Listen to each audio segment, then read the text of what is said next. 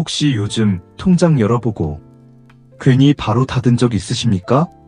숫자는 그대로인데 이상하게 마음이 먼저 내려앉는 느낌. 뉴스에선 아직 괜찮다는데 자식 회사 얘기 들으면 가슴이 철렁하고. 오늘 이 영상은 망한다는 얘기 아닙니다. 딱 하나만 묻겠습니다. 지금 이 상태로 당신은 몇 년을 버틸 수 있습니까? 아침 햇살은 괜히 밝고 손에 쥔 휴대폰은 묵직하다. 은행에 다녀온 것도 아닌데 괜히 은행을 다녀온 기분이다. 아무 일도 없었는데 뭔가 이미 벌어진 것처럼 속이 서늘하다. 아직은 괜찮다, 아직은. 그렇게 스스로를 달래며 컵에 남은 커피를 마셨다. 식어 있었다. 내가 늦게 마신 건지 원래 이렇게 식어 있었는지는 잘 모르겠다. 나는 늘 그랬다. 남들보다 한 발 늦게 불안을 느끼는 쪽이었다. 다들 힘들다 할 때도 나는 아직 괜찮다고 생각했다. 통장에 돈이 남아 있었고, 집이 있었고, 몸도 아직은 움직였다. 그래서 늘 속으로 말해왔다. 나만큼은 괜찮을 거라고. 이 나이까지 버텼는데 설마 나한테까지 무슨 일이 오겠냐고. 그 말이 이렇게 허무하게 들린 적은 없었다.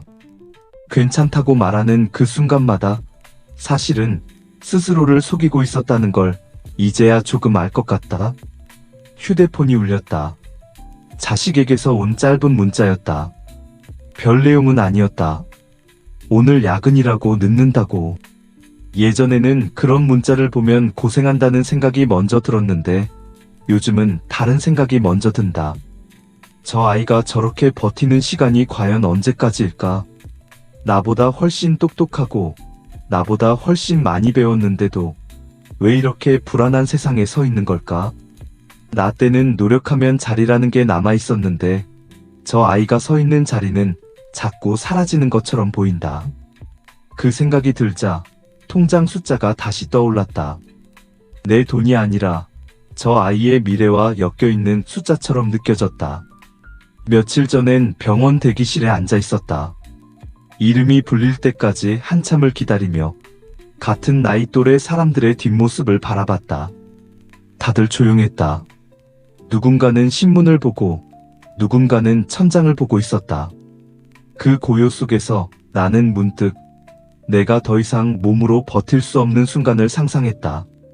아픈 것도 아픈 거지만 움직이지 못하는 날이 온다는 게 갑자기 현실처럼 다가왔다. 그때도 통장이 떠올랐다.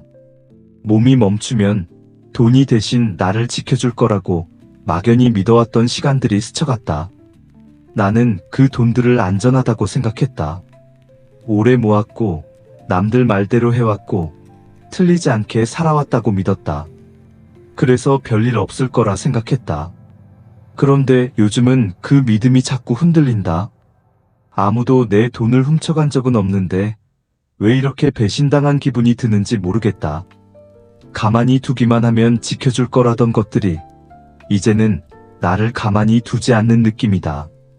내가 아무것도 하지 않아도 괜찮다던 말들이 어느 순간부터는 나를 더 불안하게 만든다. 안전하다는 말이 이렇게 공허하게 들린 적이 있었나 싶다. 자식의 얼굴이 다시 떠올랐다. 나보다 더 오래 살아갈 아이, 나보다 더 오래 이 세상을 버텨야 할 아이. 내가 늙어가는 동안 저 아이의 세상은 더 빠르게 변하고 있다는 생각이 들었다. 나는 변화가 느리게 왔지만 저 아이에게는 한 번에 몰려오는 것처럼 보였다. 그 격차를 생각하니 숨이 막혔다. 내가 괜찮다고 버티는 동안 저 아이의 발밑이 무너지고 있다면 어떡하나. 그 순간만큼은 정말 아무 말도 할 수 없었다. 나는 부자가 되고 싶었던 적은 없다. 그저 무너지지 않고 싶었다. 비를 피할 수 있는 곳, 바람을 조금이라도 덜 맞는 쪽으로 몸을 옮기고 싶었을 뿐이다. 그런데 세상은 가만히 서 있는 사람에게도 방향을 강요하는 것 같다. 내가 서 있는 자리가 안전한지 아니면 이미 물이 차오르고 있는지 이제는 구분하기가 어렵다. 그래서 더 무섭다. 달리지도 않았는데 이미 뒤처진 기분이 드는 게. 요양병원이라는 단어를 떠올리면 설명할 수 없는 감정이 올라온다. 아파서 가는 곳이라는 생각보다 짐이 되는 곳이라는 이미지가 먼저 떠오른다. 자식의 눈치를 보며 미안하다는 말을 마음속으로만 반복하는 모습. 말수가 줄어들고 결정권이 사라지는 시간들. 그 장면을 상상하는 것만으로도 가슴이 답답해진다. 존엄이라는 말이 이렇게 무겁게 느껴진 적이 없었다. 돈이 많고 적음의 문제가 아니라 마지막까지 사람으로 남아있을 수 있을지에 대한 두려움이었다. 그래서 요즘 나는 자꾸 멈춰서서 생각하게 된다. 내가 정말로 괜찮은 건지, 아니면 괜찮은 척을 너무 오래 해온 건지. 모른 척하는 게 편했던 시간들이 이제는 나를 더 불안하게 만든다. 세상이 바뀌는 걸 느끼면서도 애써 고개를 돌렸던 순간들이 하나둘 떠오른다. 그때 조금만 더 들여다봤다면 어땠을까? 그런 후회가 조용히 쌓인다. 배운다는 게 이렇게 절실하게 느껴진 적이 없었다. 더 많이 가지기 위해서가 아니라 덜 잃기 위해서, 앞서 나가기 위해서가 아니라 밀려나지 않기 위해서. 호기심이라는 게 나이 들면 사라지는 줄 알았는데 오히려 지금이 아니면 안 되는 것 같다는 생각이 든다. 아무것도 모른 채 있는 게 이렇게 위험한 일인지 이제야 조금 알 것 같다. 나는 아직 선택의 한가운데에 서 있는 것 같다. 그대로 서 있을 수도 있고 조용히 방향을 틀 수도 있다.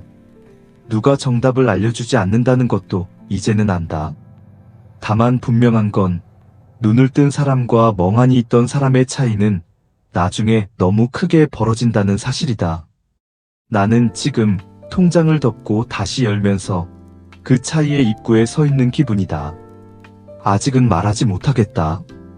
다만 예전처럼 아무 생각 없이 서 있지는 못할 것 같다. 눈을 뜬 채로 불안한 세상을 바라보고 있다는 것만은 분명하다.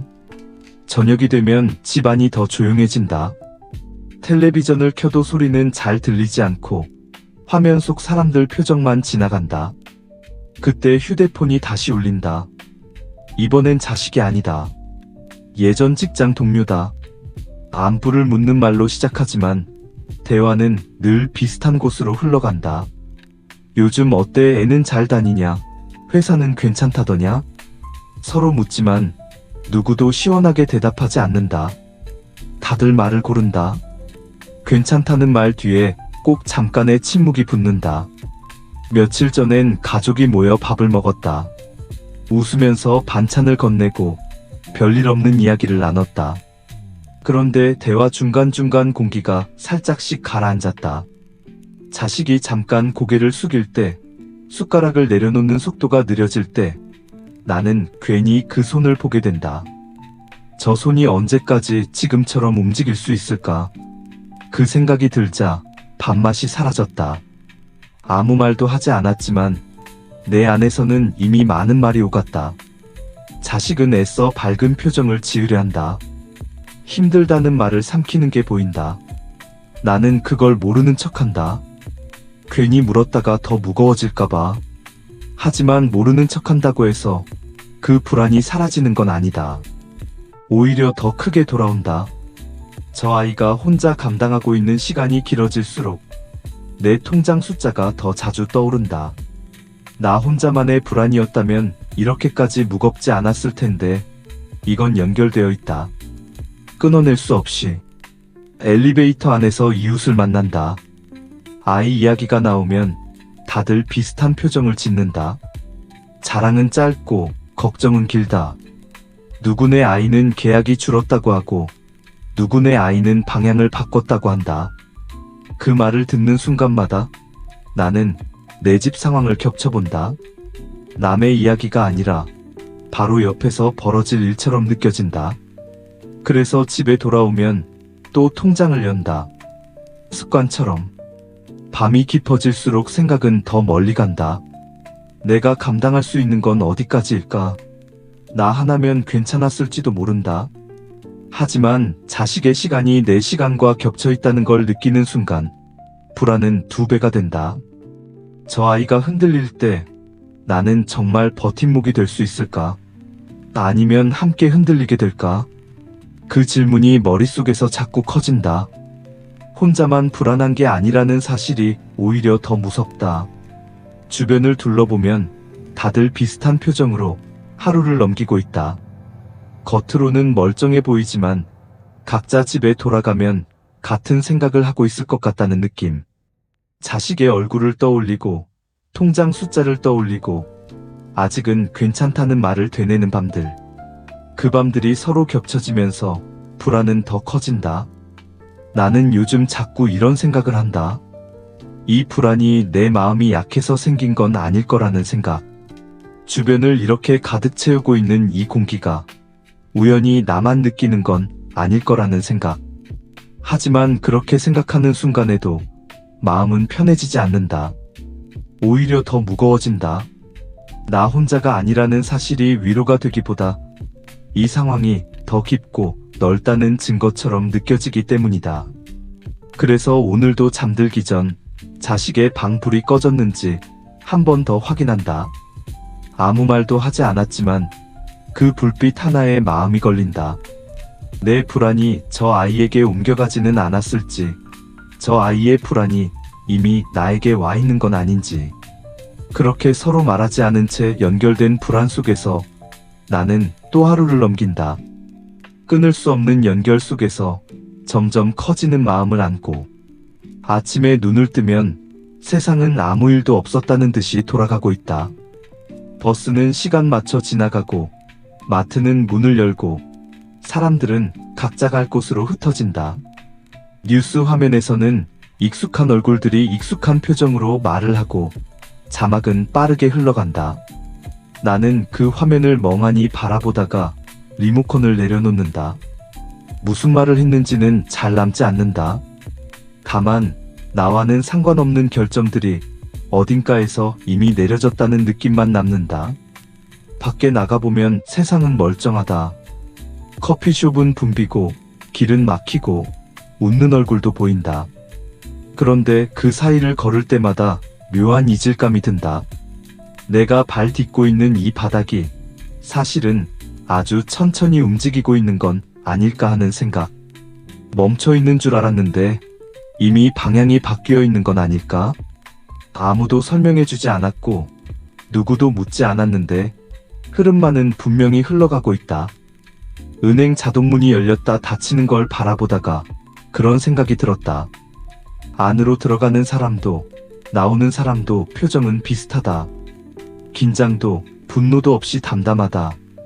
마치 정해진 절차를 밟고 나오는 사람들처럼 무언가를 선택한 것 같지 않은데 이미 선택된 길 위에 서 있는 모습이다. 그 장면을 보며 나는 잠시 멈춰섰다. 저 안에서 오가는 말들이 정말 각자의 사정을 반영하고 있는 걸까? 아니면 그냥 흘러가는 순서 중 하나일 뿐일까? 자식이 늦게 들어온 날, 집안은 조용했다. 신발을 벗는 소리, 가방을 내려놓는 소리만 들렸다. 서로 별말 없이 각자의 방으로 들어갔다. 그 짧은 소리들 사이에서 나는 이상하게도 거대한 톱니바퀴를 떠올렸다. 한번 돌아가기 시작하면 멈추지 않는 것. 안에 들어간 사람의 의지와는 상관없이 계속 돌아가는 것. 자식도, 나도 그 안에 끼워진 작은 부품 같다는 생각이 스쳤다. 나는 점점 헷갈리기 시작했다. 이 불안이 어디서 시작됐는지, 내가 뭘 잘못해서 여기까지 온 건지. 아무리 되짚어봐도 분명한 시작점이 보이지 않는다. 어느 날 갑자기 공기가 바뀐 것처럼 느껴질 뿐이다. 어제까지 괜찮았던 게 오늘은 이유 없이 불안해지는 느낌. 누가 등을 떠민 것도 아닌데 뒤로 물러설 공간이 사라진 기분이다. 주변 사람들도 비슷해 보인다. 다들 각자의 자리에서 조용히 버티고 있다. 불평을 늘어놓기보다는 그냥 받아들이는 쪽을 택한 얼굴들이다. 잘못을 따질 대상이 보이지 않기 때문일지도 모른다. 누군가의 얼굴을 떠올려 분노하기엔 너무 많은 결정들이 너무 멀리서 내려오는 것처럼 느껴진다. 그래서 화는 사라지고 대신 무력감이 남는다. 밤이 되면 그 감각은 더 선명해진다. 하루를 열심히 살아낸 것 같은데 손에 남은 건 피로뿐이다. 노력했다는 느낌은 있는데 통제했다는 느낌은 없다. 마치 컨베이어 벨트 위에 올라탄 채 속도를 조절할 수 없는 상태로 옮겨지는 기분이다. 어디로 가는지는 알 수 없고 멈출 수 있는 버튼도 보이지 않는다. 나는 점점 이런 생각을 하게 된다. 이 불안은 내가 약해서 생긴 게 아닐지도 모른다는 생각. 우리 가족이 특별히 잘못해서 겪는 일은 아닐지도 모른다는 생각. 설명은 없고 안내문도 없고 다만 이미 굴러가고 있는 구조 안에 내가 들어와 있다는 느낌. 그 구조는 너무 조용해서 문제라는 신호조차 주지 않는다. 그래서 더 무섭다. 통장을 다시 떠올린다. 그 숫자 위로 보이지 않는 흐름이 지나가는 것 같다. 내가 손대지 않아도 이미 어딘가와 연결되어 있는 느낌. 개인의 선택이나 가족의 사정과는 무관하게 조용히 방향을 정해버리는 힘. 그 안에서 나는 그저 상황을 받아들이는 사람으로 남아있는 건 아닐까? 아무도 설명해주지 않는 이 흐름 속에서 나는 점점 작아진다. 그리고 그 작아지는 감각이 이 불안의 정체인 것 같다는 생각이 든다. 그럼 지금 이 상태로 나는 앞으로 몇 년을 버틸 수 있는 걸까? 몸이 지금처럼 움직이고 통장이 지금처럼 보인다는 전제 아래에서 말이다. 만약 내년이 아니라 바로 지금이라면, 자식의 발밑이 흔들리는 순간이 온다면 나는 정말 아무 일 없다는 얼굴로 버틸 수 있을까? 지금 이 통장 숫자는 나 혼자만 먹고 사는 시간까지 계산된 걸까? 아니면 자식의 공백까지 함께 감당해야 하는 숫자인 걸까? 지금처럼 아무것도 바꾸지 않은 채 시간이 지나간다면 몇 년 뒤에도 나는 여전히 아직은 괜찮다는 말을 할 수 있을까? 만약 몸이 먼저 신호를 보내는 날이 예상보다 빨리 온다면 그날에도 나는 선택권을 쥐고 있을까? 아니면 이미 정해진 자리에 앉아 있게 될까? 지금 이 조용한 불안이 경고라면 나는 그 경고를 몇 번이나 더 무시할 수 있을까? 언제까지 나는 모르는 척한 대가를 미래의 나에게 밀어둘 수 있을까?